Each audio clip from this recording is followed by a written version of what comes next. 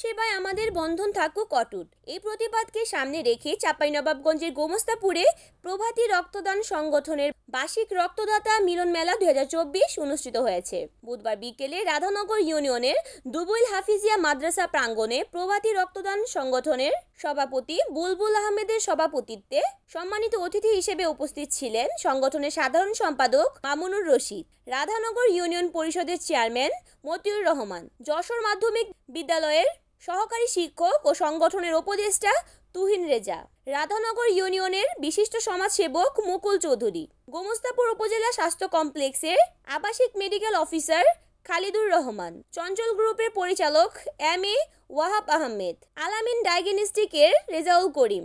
আরও উপস্থিত ছিলেন জাতাখারা ডোবার মোড় বণিক সমিতির সভাপতি রুহুল আমিন সহ সকল সংগঠনের রক্তদাতা। পৃথিবীতে যতগুলো মহৎ কাজ আছে তার মধ্যে আমার মতে সবচাইতে মহৎ কাজ হচ্ছে যে রক্তদান করা।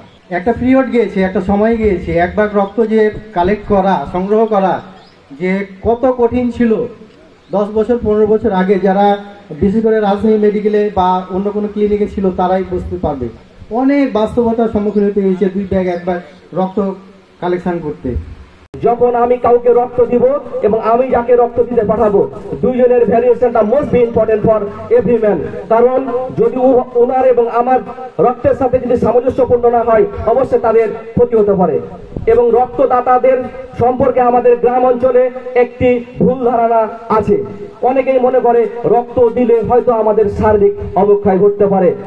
একটা জিনিস আমাদের এই সমাজে বিভিন্ন বক্তব্য পর্যায়ে, ইমাম পর্যায়ে আমাদেরকে জাগ্রত করতে হবে যে একজন মানুষ বছরে 3 থেকে 4 বার রক্ত দিলে তার শারীরিক সক্ষমতা ঠিক থাকে এবং একজন মানুষ রক্তদানের পরে আপনার 2 সপ্তাহের মধ্যে তার শরীরে কোষ কণিকা তৈরি হয়ে আবার আগের অবস্থায় ফিরে যায়।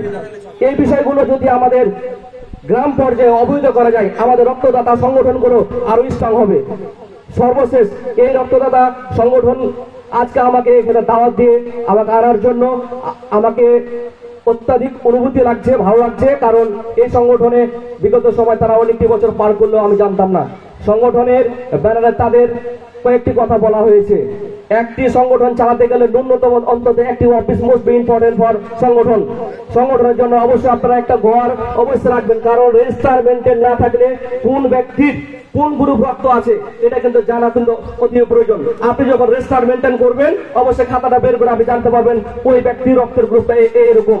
সেরকম ভাবে আপনারা অবশ্যই একটা অফিস নির্ধারণ করবেন এবং আমার ব্যক্তিগত প্রাতিষ্ঠানিক ভাবে আপনার অফিসের জন্য সার্বিক সহযোগিতা থাকবে এবং সামনের দিনে আপনার সংগঠন চালানোর জন্য, সামাজিক কার্যক্রমের জন্য আমার প্রতিষ্ঠানের সহযোগিতা থাকবে। সর্বশেষ সকলের দীর্ঘায়ু সুস্বাস্থ্য কামনা করে আমি ছোট কথা শেষ করছি। আসসালামু আলাইকুম। রিপোর্ট করেছেন চাঁপাইনবাবগঞ্জ প্রতিনিধি মোহাম্মদ সিফাত রানা, NAN TV।